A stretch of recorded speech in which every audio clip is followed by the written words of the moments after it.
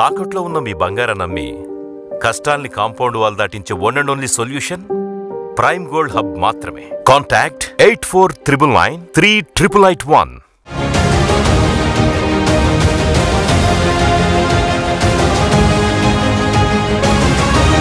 Political junction వర్తమాన రాజకీయాలపై సమగ్ర విశ్లేషణ అందిస్తుంది. నమస్తే, వెల్కమ్ టు ఆదాన్. నమస్తే శ్రీనివాస్ గారు. నమస్తే అండి శ్రీనివాస్ గారు, ఈరోజు మన డిస్కషన్ ముఖ్యమైనటువంటి అంశాలు. లిక్కర్ స్కామ్లో ఎవరికైతే బెయిల్స్ వచ్చాయో ఆ బెయిల్స్ని ఛాలెంజ్ చేస్తూ, బెయిల్ ఇవ్వడాన్ని ఛాలెంజ్ చేస్తూ హైకోర్టును ఆశ్రయించింది సిట్. ఈ నేపథ్యంలోనే ప్రస్తుతం జరిగినటువంటి వాదనలు కానీ హైకోర్టులో జరిగినటువంటి పరిణామాలను కానీ చూస్తుంటే ఎవరికి అంత ఈజీ కాదనేటటువంటి అంశం మనకు వార్తాపత్రికల కథనాలు బట్టి తెలుస్తున్నా, బెయిల్ తీసుకున్న వాళ్ళకు కూడా అంత ఈజీ పరిస్థితులు లేవు. వాళ్ళకు నోటీసులు జారీ చేయడం కానివ్వండి, అక్కడ ఉన్నటువంటి జరిగినటువంటి ప్రొసీజర్స్ కానివ్వండి, కోర్టు వ్యాఖ్యలు కానివ్వండి చూస్తుంటే కొంత ఈ బెయిల్ రావటం పట్ల ప్రతికూల పరిస్థితులే ఉన్నాయి అనే ఒక అంశం అయితే చాలా క్లియర్గా తెలుస్తుంది. పైగా వాళ్ళకి ఇచ్చినటువంటి వెసులుబాట్లు కూడా కొన్నిటి మీద ఆంక్షలు విధించినట్టు కూడా మనం అర్థం చేసుకోవాలి. సో అంటే ఏం జరగబోతోంది? సంచలనం నమోదు కాబోతోందా? ఖచ్చితంగా బెయిల్ రద్దయ్యే అవకాశం ఉందా అంటే ఎక్కడో ఒక మూలన ఎస్ అవుననే ఒక సమాధానం కూడా వినిపిస్తోంది. ఒకవేళ వీళ్ళకి గనక బెయిల్ రద్దయింది అంటే ఆ ప్రభావం గట్టిగా ఉండే ఛాన్స్ కూడా చాలా స్పష్టంగా. సో దీని మీద వివరంగా మనం మాట్లాడే ప్రయత్నం చేద్దాం. టెక్నికల్ అంశాలు, కోర్టు న్యాయపరమైన అంశాలతో సహా అన్ని వివరంగా మాట్లాడే ప్రయత్నం అయితే చేద్దాం. దాంతోపాటుగా ఈ జాంబియాలో పెట్టుబడులు కానివ్వండి, లిక్కర్ డబ్బు తరలింపు కానివ్వండి, అక్కడ రకరకాల కార్యక్రమాలు కానివ్వండి, అది కూడా బిగ్ బాస్ ఆదేశాలతోనే జరిగింది అని చెప్పేసి ఈరోజు వార్తాపత్రికల్లో కథనాలు. సో విదేశీ లింకులు అయితే చాలా బలంగా ఉన్నాయి. ఆఫ్రికా ఖండంతో, ఆఫ్రికా దేశాలతో విదేశీ లింకులు, అక్కడ ఈ సొమ్ము తరలించడం, అక్కడ పెట్టుబడులు, కంపెనీల ఎస్టాబ్లిష్మెంట్, ఇవన్నీ ప్రతిరోజు మనకి ఎక్కడో చోట వెలుగులోకి వస్తూనే ఉన్నాయి. సో ఈ కేసులో ఇదే కీలకం కాబోతోందా అనేది మనం వివరంగా మాట్లాడేటటువంటి ప్రయత్నం చేద్దాం. దాంతోపాటుగా మనం ఈ కేసుకు సంబంధించి కొత్త పేర్లు, కేతిరెడ్డి వెంకటరామరెడ్డి, అంబటి రాంబాబు, కారుమూరి నాగేశ్వరరావు కొడుకు, మధ్య శ్రీను, వీళ్ళందరి పేర్లు బయటకు వచ్చి వీళ్ళ పాత్ర ప్రమేయం కూడా ఉందని చెప్పడం బట్టి మనం ఇంకా ఈ యొక్క కేసు విస్తృతి ఏంటో కూడా మనకు అర్థమవుతున్న తరుణం వాటి గురించి కూడా వివరంగా మాట్లాడే ప్రయత్నం చేద్దాం. ఇక ఇండియా టుడే కాంక్లేవ్లో, ఇండియా టుడే సదస్సులో లోకేష్ మాట్లాడినటువంటి మాటలు ఇప్పుడు హైలైట్గా మారాయి. చాలా స్పష్టంగా మా ప్రాధాన్యత రాష్ట్రమే, కేంద్రం కాదు. మీ కేంద్రంలోకి వచ్చి ఏదో పదవులు పొందేయాలి, చక్రం తిప్పేయాలి, దేశాన్ని ఏలేయాలనే ఆలోచన చంద్రబాబు గారికి లేదు. ఆయన ఫోకస్ అంతా ఆయన రెండు కళ్ళు రాష్ట్రం మీద పెట్టారు. మా రాష్ట్ర అభివృద్ధి అయితే చాలు, మాకు అంతకుమించి ఏదో వాళ్ళు ప్రధాన పదవి ఇస్తానంటే అటు పోతారా, అది చేస్తారా, ఇది చేస్తారా అనేటటువంటి కామెంట్లకు స్పష్టంగా ఇచ్చారు. సో చంద్రబాబు భుజం మీద తుపాకీ పెట్టి కాద్దాం అనుకునే వాళ్ళకి చెక్ పడ్డట్టు అయిందనేటువంటి అంశం ఒక పక్క. ఆయన నిన్న సమాధానాలు చెప్పిన తీరు, మెచ్యూరిటీ, ప్రశంసల వర్షం కురుస్తోంది. ఆ కింద కామెంట్స్ చూసినా కానివ్వండి, దేశవ్యాప్తంగా చర్చనీయాంశమైనటువంటి అంశం కాబట్టి ఇది కొంత గట్టిగానే ఉంది. సో దాని గురించి కూడా మనం వివరంగా మాట్లాడేటువంటి ప్రయత్నం చేద్దాం. సో టోటల్గా ఈ మూడు అంశాలు, మొదటగా బెయిల్ పొందిన వాళ్ళకి కోర్టు నోటీసులు కానివ్వండి, న్యాయ సమీక్షకు వెళ్తున్నటువంటి తీరు పట్ల మీరేమనుకుంటున్నారు? ఏసీబీ కోర్టు ఇచ్చిన బెయిల్ కాంట్రాడిక్టరీ, పూర్తి కాంట్రాడిక్టరీయా, పాక్షిక కాంట్రాడిక్టరీయా అంటే పార్షియల్ కాంట్రాడిక్టరీ. ఎందుకంటే ఇవాళ ఏసీబీ లేవనెత్తిన అభ్యంతరాలు, ఛార్జ్షీట్ పైన ఏసీబీ కోర్టు లేవనెత్తిన అభ్యంతరాలని వాటిపై స్టే ఇచ్చింది. తర్వాత ఆ ఛార్జ్షీట్కి సంబంధించి లేదు, అసలు ఏసీబీ కోర్టు ఇచ్చినటువంటి ఆర్డర్లో ఛార్జ్షీట్ పై ప్రస్తావించిన అంశాలు స్టే ఇచ్చింది. అంటే అంటుంది అదే, బెయిల్పై స్టే ఇవ్వలేదు కానీ దగ్గర మరి అందులో ఉన్నటువంటి అంశాలపై స్టే. అంటే పార్షియల్ కాంట్రాడిక్టరీయా, పూర్తి కాంట్రాడిక్టరీయా అనేది నీకు 11వ తారీఖు తెలియదు. ఇది వాయిదా 11వ తారీఖు వేసిన దీంట్లో స్పష్టమైన వ్యాఖ్యలు చేసింది హైకోర్టు. ఏమైనా వ్యాఖ్యలు చేసింది? ఆ డిఫాల్ట్ బెయిల్ 167 మీరే రిమాండ్ పొడిగించారు. రిమాండ్ పొడిగిస్తూ సెక్షన్ 309 వాడినప్పుడు మరి 167 మీరు డిఫాల్ట్ బెయిల్ ఎలా క్లెయిమ్ చేస్తారు? అంటే 2 సెక్షన్లు కాంట్రడిక్టరీని ఇవాళ క్వశ్చన్ చేసింది. అటు 309 ఇటు 167 సింక్ అవ్వట్లేదు. అంటే ఇక్కడ ఏసీబీ కోర్టు కావచ్చు, హైకోర్టు కావచ్చు, సుప్రీంకోర్టు కావచ్చు, ఇప్పుడు ఈ దిగువ కోర్టులు, పై కోర్టు, ఆ పై కోర్టు వ్యవస్థ గొప్పదనం అదే కదా. అంటే జ్యుడిషియల్ సిస్టమ్ భారతదేశంలో ఎందుకు ఇంత బలంగా ఉంది అంటే ఎక్కడ తప్పటడుగు పడినా, తప్పుటడుగు వేసినా దిద్దటానికి పై వ్యవస్థలు ఎలా నకసిక పర్యంతం చూస్తున్నాయి. అంటే ఇక్కడ మనం ఏదో ఏసీబీ కోర్టును బ్లేమ్ చేయటం కాదు. హైకోర్టు తప్పటడుగులు వేసినా సుప్రీంకోర్టు మనం చూసాం ఎన్ని సందర్భాల్లో మళ్ళీ ఇచ్చిన తీర్పులు కూడా. అంటే ఒకటి ఇక్కడ మనం తీసుకోవాల్సింది, అసలు ఇక్కడ ఈ దోషులు ఎవరు, నిందితులు. ఇప్పుడు వీళ్ళు 3 బెయిల్ ఇచ్చారు. ఆ బెయిల్ ఇచ్చిన వాళ్ళకు కూడా నోటీసులు ఇచ్చింది. మరి రేపు పొద్దున 11వ తారీఖు ఆ 3 భవిష్యత్తు ఏమవుతాం? నిన్నే ఆ జైలు తలుపులు దబదబ బాదారు. ఒక ఆయనేమో జైల్లో గావు కేకలు, పెడబొబ్బలు, అసలు తల బాదుకున్నాడంట గోడకేసి ఒకడు. అంటే ఈ ఊరట, ఈ స్వాంతన మరి ఈ 2 రోజుల్లో పట్టపగలేనా? రేపు అసలు బెయిల్ రద్దు అవుద్దా? 11వ తారీఖు ఇచ్చేటువంటి జడ్జిమెంట్ ఎలా ఉంటుంది? ఇప్పుడు 12 మంది అరెస్ట్ చేశారు. దగ్గర మరి ఒక 4 బెయిల్ ఇచ్చారు. అదే అతను ఎవరు, ఆ దిలీప్, కేసిరెడ్డి రాజు పిఏ. ఇప్పుడు వీళ్ళ 3 బెయిల్ సంగతి ఏమో కానీ అతని బెయిల్ కూడా రద్దు అవుద్దా? అతని బెయిల్ని కూడా రద్దు చేయమని వేశారు. వేసిన దాంట్లో నీకేంటి, అతను ఒక 52 ఎకరాలు కొన్నాడని, ఆ సిట్ అపాయింట్మెంట్ జరిగినాకే 42 ఎకరాలు అమ్మేశాడని. అంటే ఆ 52 ఎకరాలు అమ్మడం ఏంటి, 42 ఎకరాలు అసలు సిట్ అపాయింట్మెంట్ జరిగినాక అమ్మడం ఏంటి? ఇప్పుడు ఇలా ఈ దిలీప్ లాంటి వాళ్ళకి గనక బెయిల్ ఇస్తే ఇంకా నిందితులు, వీళ్ళ ఆస్తులు, ఇంకెన్ని రకాలుగా మరి మార్పులు జరుగుతాయంటూ ఇచ్చినటువంటి ఆ పిటిషన్, దానిలో లాజిక్ ఉంది. 3 బెయిల్పై రావటమేమో కానీ మరి అసలు అంతకుముందు బెయిల్ ఇచ్చిన దిలీప్ కూడా లోపలికి వెళ్తాడా? ఓకే, మిథున్ రెడ్డి బెయిల్ కూడా ఉంది, ఉపరాష్ట్రపతి ఎన్నికల కోసం ఇచ్చింది. అదట్టు అసలు 11వ తారీఖు లొంగిపోవాలి. అసలు ఆయన పర్మనెంట్ బెయిల్ కేసాడు. దానికి కూడా మరి 12వ తారీఖు తీర్పు రిజర్వ్ చేసిన పరిస్థితుల్లో ఒకటి మాత్రం ఇది, ఈ కేసులో నుంచి తప్పుకోవటానికి, తప్పించుకోవటానికి వీళ్ళు అనేక రకాలుగా అన్ని తలుపులు తడుతున్నారు. అసలు ఏ కేసులో అయినా ఇన్ని బెయిల్స్ పడ్డాయి? అదొక పెద్ద ఒక మిషన్ నడుస్తున్నట్టు. ఏది లా మిషన్ అంటావా, వైసీపీ లీగల్ సెల్ మిషన్ అంటావా? మొత్తానికి అయితే మాత్రం వేసే బెయిలు, తీసే బెయిలు ఇదే నడుస్తున్న దీంట్లో కోర్టులని ఇవాళ పై కోర్టులు గమనించడం కాదు, ప్రజలు చూస్తున్నారు, జనం చూస్తున్నారు అన్నమాట. ఇది ఒకటి తీవ్రమైన అవినీతి కుంభకోణం. అసలు దేశ చరిత్రలో కని విని ఎరుగని కుంభకోణం ఆంధ్రప్రదేశ్ లిక్కర్ స్కామ్. ఎక్కడో ఢిల్లీ లిక్కర్ స్కాము, ఎంతది, 100 కోట్లు, అది కూడా అసలు ఇంప్లిమెంట్ కాలేదు. పేపర్ మీదే ఉంది కదా, పాలసీ మేకింగ్ లోనే కక్కుర్తి పడ్డారు. ఆ వాట్సాప్ చాట్లు, దానివల్ల ఒకవేళ నష్టం జరిగినా ఢిల్లీ ఖజానాకి ఎంత నష్టం? అది 2000 కోట్లు. అది ఇంప్లిమెంట్ అయితే అలాంటి దానిపైనే ఈడీ, సిబిఐ మామూలు వేట నడిచిందా? 17-18 మంది జైలుకి వెళ్ళారు. 2 పార్టీల భవిష్యత్తే నాశనం అయిపోయింది. ముఖ్యమంత్రి, ఉప ముఖ్యమంత్రి, ఇక్కడ ముఖ్యమంత్రి కూతురు, ఇంతమంది జైళ్ళకి వెళ్ళారు. ఏది ఆ ఢిల్లీ లిక్కర్ స్కామ్ దానికన్నా 100 రెట్లు కాదు, 1000 రెట్లు పెద్దదంట. ఏది ఏపీ లిక్కర్ స్కామ్. ఇదేదో 3500 కోట్లు. వీళ్ళు కూడా వాళ్ళ ఛానల్ డిబేట్లలో వాళ్ళు ఏమంటున్నారు, ఫస్ట్ 1,00,000 కోట్లు అన్నారు, 70,000 కోట్లు అన్నారు, 3500 కోట్లు అంటున్నారు. ఏదో దాన్ని డైల్యూట్ చేయాలన్న చర్చలో, ఆ కథనాల్లో కాదు. ఇక్కడ మొదటి నుంచి శ్వేతపత్రం దగ్గర నుంచి మద్యంపై ముఖ్యమంత్రి చంద్రబాబు అసెంబ్లీలో పెట్టిన శ్వేతపత్రం కూడా 3,113 కోట్లు ముడుపులని చెప్పింది. ఇప్పుడు అదే నడుస్తుంది.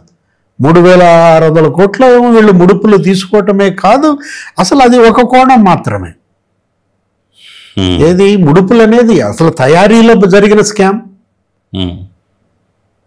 ప్రొడక్షన్లో డిస్టిలరీలు కబ్జాలు తయారు చేసి వాళ్ళు ఏం చేశారు, జే బ్రాండ్స్ తయారు చేశారు కదా. ఇప్పుడు ఒకటి నీకు 100 రూపాయల మద్యం తయారవ్వాలంటే జనరల్గా నికార్సైన మద్యం, అలా నువ్వు నాణ్యమైన మద్యం అని నాతో అనిపివా. ఈ మధ్య అందరూ నాణ్యమైన మద్యం అనే పదం వాడుతున్నారు. ఇప్పుడు నికార్సైన మద్యం తయారీ చేయాలంటే 100 రూపాయలకు అయ్యేది 10 రూపాయల ఖర్చు, 90 రూపాయలు లాభాలే. అటు ప్రభుత్వానికి కావచ్చు, ఇటు వ్యాపారాలకు కావచ్చు, ట్యాక్సులు కావచ్చు, ఏదైనా.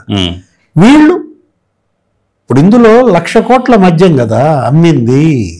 అంటే ఏంటి, వీళ్ళకి తయారు చేస్తే బాగా బాగా నికార్సుగా తయారు చేస్తే 10,000 కోట్లు ఖర్చు. వీళ్ళు చేసింది నికార్సు కాదు, నకిలీ విషం, మిథనాల్తో చేశారంట, అసలు ఇథనాల్ కాదంట. ల్యాబ్ రిపోర్ట్లు కూడా ఏదో రెడీ అవుతున్న దీంట్లో ఇక్కడ ఏంటి, ఆ 90,000 కోట్ల స్కామ్ జరిగింది.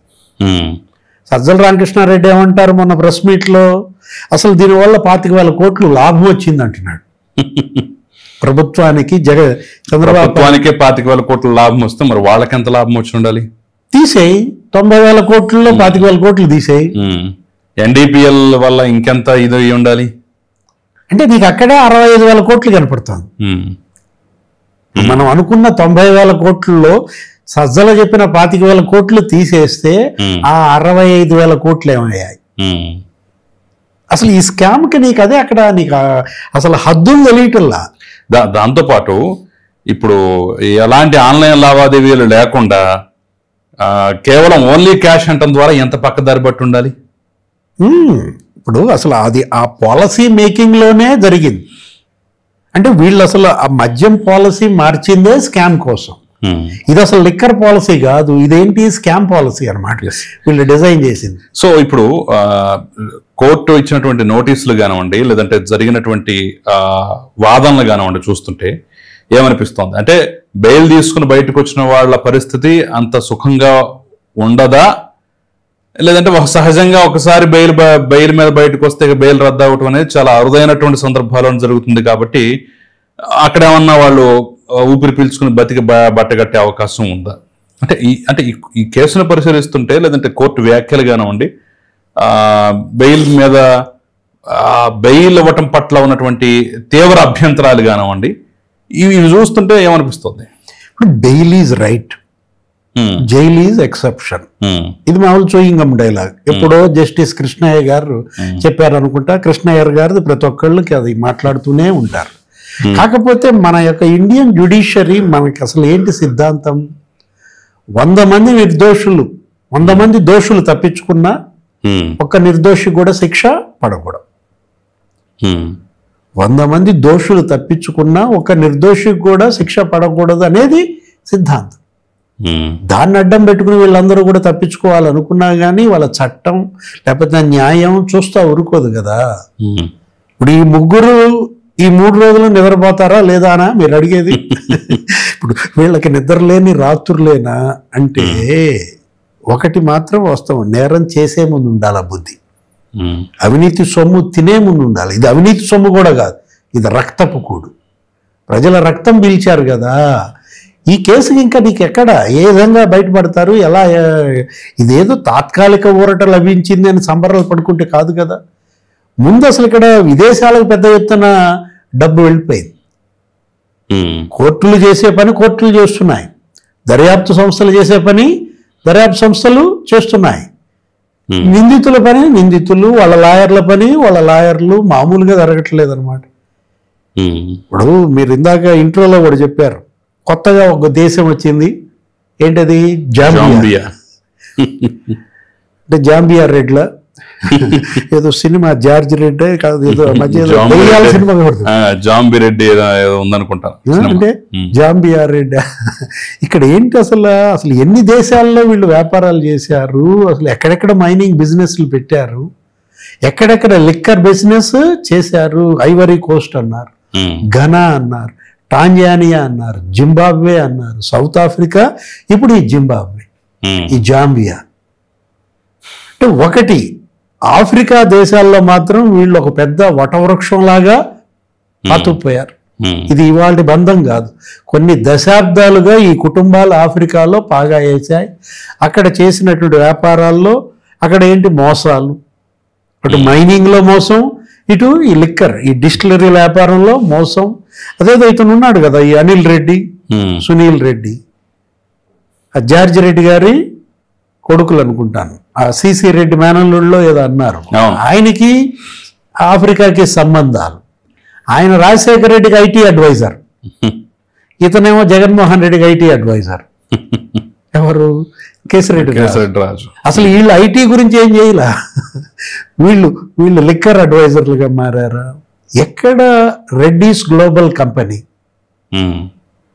అసలు అదేంటది? అసలు డిస్టిలరీలు అక్కడ కూడా జే బ్రాండ్లేనా వీళ్ళు అమ్మింది? అనిల్ సునీల్ వ్యాపారాలు డిస్టిలరీలు. ఇప్పుడు సునీల్ 4,000 కోట్లు మనీ లాండరింగ్ చేశాడన్నారు. ఎవరు? మన ఎంపీ కృష్ణదేవరాయలు 4,000 కోట్లు కాదు 40,000 కోట్లు మనీ లాండరింగ్ చేసినట్టుగా కనపడతారు. ఇప్పుడు పిఎల్ఆర్ ఇప్పుడు మళ్ళా వచ్చింది పేరు. మీరు చెప్పినటువంటి ఆ జాంబియాలో ఈ పిఎల్ఆర్ కన్స్ట్రక్షన్స్, పిఎల్ఆర్ ఈ సివిల్ వర్క్స్, వీళ్ళంతా అంతకుముందు ఏం చేశారు? వాళ్ళ యొక్క క్రేన్లు, జేసీబీలు ఎన్నికలకు ముందు కరెక్ట్గా పెద్దిరెడ్డి రామచంద్రారెడ్డి ఎక్స్పోర్ట్. అప్పట్లో వార్తలు వచ్చాయి, ఇటు ఓడిపోతున్నాడు కాబట్టి మొత్తం బిచానా సర్దేస్తున్నాడు, వ్యాపారాలన్నీ ఆఫ్రికాకి తీసుకెళ్తున్నాడు అన్నారు. మేమే గెలుస్తాం, నాకు అక్కడ కూడా వ్యాపారాలు ఉన్నాయి, మామూలుగా కొంత మెషినరీ అటు పంపిస్తున్నాను అన్నాడు పెద్దిరెడ్డి రామచంద్రారెడ్డి. ఇప్పుడు పిఎల్ఆర్ కంపెనీ పేరుతో బిగ్ బాసే అక్కడ మైనింగ్ బిజినెస్ అని, జాంబియాలో కొన్ని ప్యాకెట్స్, ఎక్కడెక్కడైతే మైనింగ్ బాగా వ్యాపారం సాగుతుందో ఆ పాకెట్స్లో మరి పెద్దిరెడ్డి మిథున్ రెడ్డి ద్వారా అక్కడ పిఎల్ఆర్ కంపెనీతో మరి వ్యాపారాలు, మైనింగ్. అరే అసలు ఇసుకలోనూ అనిల్ రెడ్డే, మద్యంలోనూ సునీల్ రెడ్డే. ఇది 2 కోట్లు ఏది రోజుకి ముడుపులు, అది 8 కోట్లు రోజుకి ముడుపులు, అది 20,000 కోట్లని శ్వేతపత్రం వేశారు, ఇది 20,000 కోట్లని శ్వేతపత్రం వేశారు.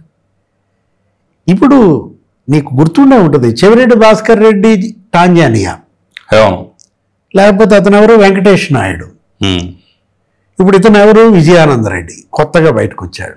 ఇప్పుడు ఈ రెడ్ శాండల్ స్మగ్లర్, ఆ చిత్తూరు వైసీపీ అభ్యర్థి ఆ విజయానంద రెడ్డి ఎన్ని మాట ఆఫ్రికా వెళ్ళాడు, అతనితో పాటు చెవిరెడ్డి, వెంకటేష్ నాయుడు ఎప్పుడెప్పుడు వెళ్ళాడు. అసలు వీళ్ళిద్దరితో హోటల్లో ఉంది నేనే అని చెప్పి ఆ ప్రణయ్ ప్రకాష్ అనేవాడు ఎవరో ఒకటి ఇచ్చాడు వాంగ్మూలం. ఒక కుర్రాడు ఐఐటిఎన్స్ ఇళ్లలో ఈ పిల్లలు చదువుకున్నటువంటి బ్యాచ్ కొంత ఉంది. ఇక్కడ కొత్తగా వచ్చింది ఏంటంటే నీకు స్నిగ్ధ లాజిస్టిక్స్, ఆ తూకేకుల ఈశ్వర కిరణ్ కుమార్ రెడ్డి లేకపోతే విజయానంద రెడ్డి పెట్టినటువంటి లాజిస్టిక్స్. దాని ద్వారా ఏం చేశారు? మద్యం డిపోల నుంచి ప్రభుత్వ మద్యం దుకాణాలకి రవాణా కాంట్రాక్ట్. చంద్రబాబు సీఎంగా ఉన్నప్పుడు 13 రూపాయలు అంత ఇచ్చేవాళ్ళంట. అది దగ్గర నీకు 3 రెట్లు 2.5 రెట్లు పెంచారు. ఎంత చేశారు? 34 రూపాయలు చేశారు. మద్యం కేసుకి 34 రూపాయలు చేసి ఎవరికి ఇచ్చారు అవి? ఆ లాజిస్టిక్స్ అన్ని జగన్ లాజిస్టిక్స్. ఏది పేరు జగన్ లేకపోయినా నిఖిలానంద లాజిస్టిక్స్ ఎవరిది? ఆ డికార్ట్ లాజిస్టిక్స్ ఎవరిది? ఇప్పుడు ఈ స్నిగ్ధ లాజిస్టిక్స్ ఎవరిది? ఒక్కొక్క ప్రాంతంలో ఒక్కొక్క వైఎస్ఆర్ కాంగ్రెస్ పార్టీ ఆ మాజీ మంత్రి, అక్కడ ఉన్నటువంటి బలమైన ఎమ్మెల్యేకి. అదే అక్కడికే వద్దాం. ఇప్పుడు ఉత్తరాంధ్ర నుంచి మొదలు పెడితే రాయలసీమ వరకు, అటు ఉత్తరాంధ్రలోనేమో మన బొత్స మేనలుడు, గోదావరి జిల్లాలకు వచ్చేసరికి కారుమూరి నాగేశ్వరరావు అన్సన్, గుంటూరుకు వచ్చేసరికి రాంబాబు, ఇటు రాయలసీమకు వచ్చేసరికి morning star, good morning star Kethireddy. వీళ్ళకు కూడా ఇందుట్లో భాగం ఉంది, వీళ్ళు కూడా నడిపించారు అనేది ఈరోజు ఉన్నటువంటి ముఖ్యమైన అంశం. మొన్న ఒక పత్రిక నర్మగర్భంగా వాళ్ళ పేర్లు డైరెక్ట్ చెప్పకుండా ఏదో ఇండైరెక్ట్ గా ఇది చేస్తే ఈరోజు డైరెక్ట్ ఫోటోలతో సహా వేశారు. అంటే ఇక వీళ్ళు సేఫ్ అనుకోవడానికి లేదు. ఎవరు వైఎస్ఆర్ కాంగ్రెస్ పార్టీలో ఉన్నటువంటి దాదాపుగా ముఖ్యమైన నేతలందరికీ మద్యం కుంభకోణంతో సంబంధం ఉంది అనేటటువంటి విషయం అయితే చాలా క్లియర్గా తెలుస్తుంది. చోటా డాన్స్ ఏది ఇప్పుడు బిగ్ బాస్ కింద వీళ్ళందరూ కూడా చోటా డాన్స్ గా మీరు చెప్పినటువంటి చిన్న సీన్. అతనేంటి గతంలో గుంటూరులో జరిగిన ప్లేనరీ ఖర్చు అతను పెట్టుకున్నాడంట. విజయమ్మని అధ్యక్షురాలుగా దించేసి జగన్మోహన్ రెడ్డిని శాశ్వత అధ్యక్షుడిగా ప్రకటించారు. విజయసాయి రెడ్డి దాని తర్వాత అసలు ప్లేనరీ జరిగినట్లేదు.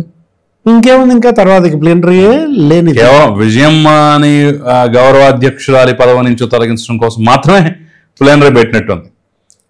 అంటే అవసరం అయిపోయింది కదా, ఇక జనంతో ప్రజలతో అవసరం అయిపోయినటువంటి దీంట్లో. అలాగే సార్, ఇప్పుడు సహజంగా పార్టీ ప్లేనరీలు అంటే జరుగుతూ ఉండాలి కదా. ఇప్పుడు మహానాడు వాళ్ళు ఎన్నికల సందర్భంలో పెట్టలేని పరిస్థితుల్లో తప్ప మ్యాక్సిమం మహానాడులు జరుగుతూనే ఉన్నాయి కదా. అంటే అది పార్టీలకు, ఇది పార్టీయా? ఇదేంటి, ఇది ఒక లిమిటెడ్ కంపెనీ, ఫ్యామిలీ లిమిటెడ్ కంపెనీగా మార్చేసిన పరిస్థితుల్లో. అదే కరోనా టైంలో కూడా ఆన్లైన్ లో సమావేశమై నేతలందరూ మాట్లాడుకున్నారు. పెట్టలేని పరిస్థితుల్లో ఆన్లైన్ లో మహానాడు అని చెప్పేసి అందరు నేతలు మహానాడులు ఎలా తీర్మానాలు చేస్తారో అలా ఆన్లైన్ లో సమావేశమై తీర్మానాలు అవన్నీ మనం చూసాం. మరి ఇది విచిత్రంగా ఉంది అసలు. జనసేన కూడా నిన్నగాక మొన్న పెట్టిన పార్టీయే కదా, మీతో పాటు పెట్టిన పార్టీయేగా జనసేన. వాళ్ళు జరుపుకోవాలా? వాళ్ళు మొన్న కూడా జరుపుకున్నారు విశాఖపట్నంలో ఒక సభ, 2 రోజులు మరి అక్కడ అధ్యక్షుడు అందరితో కలవడం. అంటే ఒకటి ఇక్కడ మనం తీసుకోవాల్సింది ఏంటి, ఇప్పుడు దీంట్లో ఏది ఈ అంబటి రాంబాబు గుంటూరు జిల్లాలో అతన్ని ఒక బినామీ కంపెనీ లాజిస్టిక్స్, లేకపోతే గోదావరి జిల్లాలో అక్కడ ఎవరు ఆ కారుమూరి నాగేశ్వరరావు, సునీల్ వాళ్ళ పేరు మీద ఒక బినామీ ఆ లాజిస్టిక్స్. ఇప్పుడు మీరు చెప్పిన కేతిరెడ్డి వెంకటరామరెడ్డి రాయలసీమలో ఒక పోర్షన్ అతనికి, రాయలసీమలో ఒక పోర్షన్ ఆ రెడ్ శాండల్ స్మగ్లర్ కి, నిఖిలానంద లాజిస్టిక్స్. అంటే ఈ లాజిస్టిక్స్ అనే పేరు మీద వీళ్ళు 400 కోట్లు మింగారని. అసలు భిన్న కోణాలు, రోజుకో కోణం బయటకు వస్తుంది మనకి దీంట్లో. హాలోగ్రామ్స్ లో స్కామ్, ఇప్పుడు ఇది ఏది రవాణాలో స్కామ్ అన్నమాట. ఇది సరఫరాలో అసలు అతనెవరు, ఆయన అవినాష్ రెడ్డి, మిథున్ రెడ్డి వాళ్ళ పేరు మీదే వాళ్ళు అసలు అవుట్ సోర్సింగ్ కంపెనీలు పెట్టుకోవటం, వాళ్ళ ద్వారా నియామకాలు జరపటం. ప్రభుత్వ మద్యం దుకాణాలని పేరుకి మాత్రమే, అందులో ప్రభుత్వ ఉద్యోగులు ఎవరు లేరు. ఏంటవి? అవి వైసీపీ మద్యం దుకాణాలు, అందులో ఉద్యోగులంతా వైసీపీ కార్యకర్తలు. మళ్ళా ప్రభుత్వ సొమ్ము వాళ్ళకి నెలకి 25,000, 20,000 జీతాల రూపంలో పొందిన పరిస్థితి. ఇదొక ఆక్టోపస్ లా, ఏది ఇదొక ఒక సాలెగూడు లా. ఎటు పాకుతుందో తెలియట్లేదు, ఎటు విస్తరిస్తుందో తెలియట్లేదు. రాష్ట్రాలు, దేశాలు, ఏంటిది అసలు? ఇదొక global scam. Reddy's global company దేవుడెరుగు. ఇవాళ ఏంటి, ఏపీ లిక్కర్ ఒక గ్లోబల్ స్కామ్ గా, ఏది అటు ఆఫ్రికా దేశాలే కాదు, అమెరికాకి వెళ్ళింది, లేకపోతే యూకే, లండన్ జగన్మోహన్ రెడ్డి పర్యటనలు, స్పెషల్ ఫ్లైట్లలో వెళ్ళడం, పెద్ద ఎత్తున నగదు మాత్రం విదేశాలకు తరలిపోయింది. అది వాళ్ళ వెనక్కి తీసుకురావాలి. ఆ మనీ లాండరింగ్ గుట్టు తేల్చాల్సిన బాధ్యత ఎన్ఫోర్స్మెంట్ డైరెక్టరేట్ పైన. సిట్ స్పెషల్ ఇన్వెస్టిగేషన్ టీం బ్రహ్మాండంగా ఇది ఒక్కరికి తెచ్చింది. ఇప్పుడు ఇంకా ఎన్ఫోర్స్మెంట్ డైరెక్టరేట్ బాధ్యత అన్నమాట. ఏది ఆ జాంబియా లింకులు కానీ, ఇటు టాంజానియా, లేకపోతే ఐవరీ కోస్ట్, ఘనా, వీళ్ళ యొక్క ఆఫ్రికా దేశాలే కాదు, యూకే, గ్రేట్ బ్రిటన్. ఇప్పుడు దాంట్లో జగన్మోహన్ రెడ్డి పాత్ర ఏంటి, జగన్మోహన్ రెడ్డి ద్వారా ఎంత మనీ లాండరింగ్ జరిగింది. ఫస్ట్ ఛార్జ్ షీట్లో జగన్మోహన్ రెడ్డి పేరు ప్రస్తావించారు, ఒక 3 సార్లు 4 సార్లు వచ్చింది. రెండో ఛార్జ్ షీట్లో ఆంధ్రప్రదేశ్ సీఎం అని స్పష్టంగా ఇచ్చారు అప్పటి ఆంధ్రప్రదేశ్ ముఖ్యమంత్రి. రేపొద్దున ఫైనల్ ఛార్జ్ షీట్ వస్తుంది. రేపు 15వ తారీఖు ఎప్పుడో ఫైనల్ ఛార్జ్ షీట్ వేస్తారంటున్నారు. అంటే అందులో ఇక జగన్మోహన్ రెడ్డి ప్రధాన నిందితుడిగా ఇవాళ ఫైనల్ ఛార్జ్ షీట్ వస్తుందా? చూద్దాం ఏం జరుగుతుందో. సరే, ఇక మనం మరో అంశంలోకి వెళ్ళినట్టయితే, లోకేష్ ఇండియా టుడే సదస్సులో మాట్లాడిన మాటలు. సో తమ ఎంపీల చేత ఉపరాష్ట్రపతి ఎన్నికల సందర్భంగా జాగ్రత్తగా ఏర్పాట్లవన్నీ పరిశీలించేందుకు ఢిల్లీ వెళ్ళినటువంటి లోకేష్ అక్కడ ఇండియా టుడే సదస్సులో మాట్లాడటం జరిగింది. అందులో చాలా అంశాల మీద స్పష్టత ఇచ్చినట్టుగా క్లియర్గా అర్థమైపోతుంది. సో ఆయన మాటల పట్ల మీ అభిప్రాయం ఏంటి? రాజ్దీప్ సర్దేశాయ్తో తను ఇచ్చినటువంటి ఆ ఇంటర్వ్యూలో స్పష్టంగా చెప్పాడు ఈ విషయం పైన కూడా. ఏది అసలు తమకి ప్రతీకారం అనేది లేదు, ఇవాళ మా అజెండా ప్రతీకారం తెచ్చుకోవటం కాదంటూ ఈ రెడ్ బుక్ వీటన్నిటి గురించి అతను అసలు కాకుండా ఏమని చెప్పాడు, రాష్ట్ర అభివృద్ధి, పెట్టుబడులు రాబట్టడం, కేంద్రంతో సత్సంబంధాలు. ఇప్పుడు వాళ్ళ రీబిల్డ్ ఆంధ్రప్రదేశ్, ఏపీ ఇమేజ్ని జగన్మోహన్ రెడ్డి పూర్తిగా డ్యామేజ్ చేశాడు. వాళ్ళ పెట్టుబడులు పెట్టడానికి కూడా నీకు విదేశాల నుంచి పెట్టుబడులు వచ్చే పరిస్థితి లేదు. జగన్ సీఎంగా అప్పుడు పీపీఏల రద్దు వల్ల నీకు కొరియా నుంచి అప్పటి ప్రధాని మోడీకి లేఖ వచ్చింది, జపాన్ నుంచి లేఖలు వచ్చాయి. ఈ విధంగా మీరు ఆ పీపీపీ అగ్రిమెంట్స్ కనుక మీరు రద్దు చేసుకుంటే భవిష్యత్తులో పెట్టుబడులు ఏం పెడతామన్న దీంట్లో అన్ని దేశాల్లో ఆంధ్రప్రదేశ్ అప్రతిష్ట పాలైన దీంట్లో మొన్న సింగపూర్ పర్యటన మనం చూసాం. భారతదేశంలో సింగపూర్ పెట్టేటువంటి పెట్టుబడుల్లో కనీసం 25% ఆంధ్రప్రదేశ్లో పెట్టండి, మాది హామీ. ఇవాళ ఆంధ్రప్రదేశ్ ఇంకా భూతం తిరిగి వచ్చే ప్రసక్తే లేదంటూ వాళ్ళు ఇచ్చినటువంటి గ్యారంటీ మేరకు మరి కొన్ని రాష్ట్రాలు, కొన్ని దేశాలు, పారిశ్రామికవేత్తలు వాళ్ళ బ్రహ్మాండంగా పెట్టుబడులు పెడుతున్న దీంట్లో కొరియా నుంచి లేటెస్ట్గా 14,000 కోట్లతో సెమీ కండక్టర్స్ ప్లాంట్ వస్తుంది. జపాన్ నుంచి ఒక 600 కోట్లతో వాళ్ళు పెడుతున్నారు. 4 days బ్యాక్ మోడీ క్యాబినెట్ ఆమోదించింది, దానికి ఆయన ధన్యవాదాలు కూడా మోడీకి మొన్న కలిసి చెప్పారు. ఇప్పుడు మీరు చెప్పిన ఈ ఉపరాష్ట్రపతి ఎన్నిక, మాణిక్యం ఠాగూర్ ఒక ట్వీట్ చేశాడు జగన్మోహన్ రెడ్డిని ఉద్దేశించి, ఈ ఉపరాష్ట్రపతి ఎన్నిక గురించి మేము వైసీపీ ఎంపీలతో మాట్లాడాను, వైసీపీ ఎంపీలతో మాట్లాడితే వాళ్ళు నాకు చెప్పింది ఒకటే సమాధానం, బాబు క్యాండిడేట్కి ఓటేయమని జగన్ చెప్పాడు. ఒకటే సెంటెన్స్, చంద్రబాబు అభ్యర్థికి ఓటేయమని జగన్ చెప్పాడు, మేము ఓటేస్తున్నాం అని చెప్పారు. ఇది అసలు స్ట్రాటజీయే కాదు, ఇది సరెండర్ అన్నాడు. అయినా ఉండవల్లి అరుణ్ కుమార్ కూడా చాలా తీవ్రస్థాయిలో ధ్వజమెత్తారు కదా, కూటమికి వ్యతిరేకంగా ఉండి కూటమికి వ్యతిరేకంగా పోటీ చేసి ఓడిపోయి ఇప్పుడు మళ్ళీ వాళ్ళకి ఎట్లా ఓటేస్తున్నారు, అసలు ఏమాత్రం అన్నా ఉందా అని చెప్పేసి. అఫ్కోర్స్ బీఆర్ఎస్ మాత్రం అసలు మేము పూర్తిగా బహిష్కరిస్తున్నాం ఈ ఎన్నికల్ని అన్నట్టుగా, మేము తటస్థంగా ఉండిపోతాం అన్నట్టుగా మాట్లాడింది. అంటే వాళ్ళు ఎవరికి ఓటేయకుండా అసలు ఎన్నికల్లో పాల్గొనట్లు. పోనీ అదో స్ట్రాటజీ అదో స్టాండ్ అనుకున్నా కానీ ఇది మరీ ఘోరం కదా. అంటే ఇవాళ జగన్మోహన్ రెడ్డి తీసుకున్నటువంటి ఈ నిర్ణయం ఇది రాష్ట్ర ప్రయోజనాలు కాదు, పార్టీ ప్రయోజనాలు కాదు, కేవలం వ్యక్తిగత ప్రయోజనాలు. అతని పర్సనల్ బెనిఫిట్సే తప్ప అతను ప్రజల గురించి ఆలోచించడు, పార్టీ గురించి ఆలోచించడు అనేది వాళ్ళ జనంలో చర్చ. లేకపోతే చంద్రబాబు అభ్యర్థికి నువ్వు ఓటేయటం ఏంటి? ఎన్డీఏ అభ్యర్థిగా నువ్వు ఎన్డీఏ పైన పోటీ చేసావు, మొన్న ఎన్నికల్లో నిన్ను ఓడించిందే వాళ్ళు. ఏది దగ్గర దగ్గర 164 సీట్లతో నిన్ను ఓడించి ఎన్డీఏ గెలిచింది. అలాంటి ఎన్డీఏ అభ్యర్థికి నువ్వు ఇప్పుడు వాళ్ళ ఓటేయడం ద్వారా ఉపరాష్ట్రపతి ఎన్నికల్లో అతను ఇచ్చిన సందేశం ఏంటి? నువ్వు ఎన్డీఏలో భాగస్వామ్యా? చెప్పదే మాట, నేను ఎన్డీఏలో భాగస్వామిని అని చెప్పు. అన్ని పార్టీలకి ఒక సిద్ధాంతం ఉంది, ఏ సిద్ధాంతం లేని పార్టీ ఇవాళ వైఎస్ఆర్ కాంగ్రెస్ పార్టీ. ఒకటే ఒక సిద్ధాంతం, జగన్మోహన్ రెడ్డి బయట ఉండాలి, ఆయన బెయిల్ రద్దు కాకూడదు, ఆయన కేసుల్లో తీర్పు రాకూడదు. ఇది తప్ప ఇంకా వాళ్ళకి ఏముంది? ఒకే ఒక అజెండా తప్ప. ఇప్పుడు తను నిన్న మాట్లాడుతూ లోకేష్ ఏమన్నాడు, రాజ్దీప్ సర్దేశాయ్తో, ఆంధ్రప్రదేశ్ ఇవాళ చాలా క్రూషియల్ స్టేటస్లో ఉంది, ఇలాంటి పరిస్థితుల్లో మేము ఏపీ ఇమేజ్ని బిల్డప్ చేస్తున్నాం, టోటల్గా చంద్రబాబే ఇవాళ మా బ్రాండ్, ఆయన పేరుతోనే వాళ్ళ పెట్టుబడులు ఇంత పెద్ద ఎత్తున. మరి తొలి సంవత్సరమే నీకు దగ్గర దగ్గర 10 లక్షల కోట్ల పెట్టుబడులు వచ్చాయి, అందులో 6 లక్షల కోట్ల పెట్టుబడులు గ్రౌండ్ అవుతున్నాయి. కేంద్ర మంత్రి శ్రీనివాస్ వర్మ స్పష్టంగా చెప్పాడు, మొత్తం అనుమతులన్నీ వచ్చేసాయంట. ఆర్సిలార్ మిట్టల్ స్టీల్ కంపెనీకి 1,60,000 కోట్ల పెట్టుబడులతో అక్కడ పూడిమడక అనకాపల్లి దగ్గర ఒక స్టీల్ ప్లాంట్, ఇప్పుడు జిందాల్ ప్లాంట్ ఇక్కడ ఆల్రెడీ రేపో మాపో భూమి పూజ చేయడానికి రెడీగా ఉన్నారు. కడపలో జగన్మోహన్ రెడ్డి గతంలో వీళ్ళను విమర్శించాడు, జిందాల్ని తరిమేశాడు అన్నారు. అదే జిందాల్ వచ్చి వాళ్ళు మళ్ళీ ఇక్కడ పెడుతున్నాడు 4,500 కోట్లు తొలి దశ కడప స్టీల్ ప్లాంట్, 4,500 కోట్లు రెండవ దశ.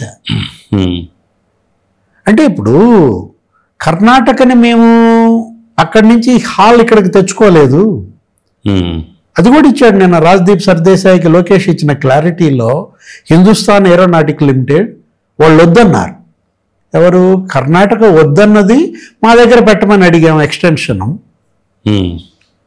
అంతే తప్ప ఇదేదో కర్ణాటకలో పెట్టద్దు ఏపీలో పెట్టమని చంద్రబాబు అడగలేదు అని లోకేష్ నిన్న కూడా రాజ్దీప్ సర్దేశాయితో కర్ణాటక అది రిజెక్ట్ చేసింది కాబట్టి ఇక్కడ వచ్చింది. ఎందుకు వచ్చింది? అది కూడా అదృష్టం ఏంటంటే రాయలసీమ 3 ఇండస్ట్రియల్ కారిడార్లకు మధ్యలో ఉంది. ఏది? సిబిఐసి చెన్నై బెంగళూరు, లేకపోతే Hyderabad Bengaluru, Visakha Chennai industrial corridor. 3 industrial కారిడార్లకు మధ్యలో ఉన్న రాయలసీమ ఇవాళ మరి పెట్టుబడుల సీమగా మారుతుంది, పరిశ్రమల సీమగా మారుతుంది. భౌగోళికంగా దానికి ఉన్న వనరులు, అక్కడ ఉన్నటువంటి ఖనిజ సంపద, ఇవాళ మరి పాలకులు చిత్తశుద్ధితో పరిపాలన చేస్తే పెట్టుబడులు వాటంతటవే కదిలి వస్తాయన్న దానికి నీకు ఈ 15 నెలల పాలనే నిదర్శనం.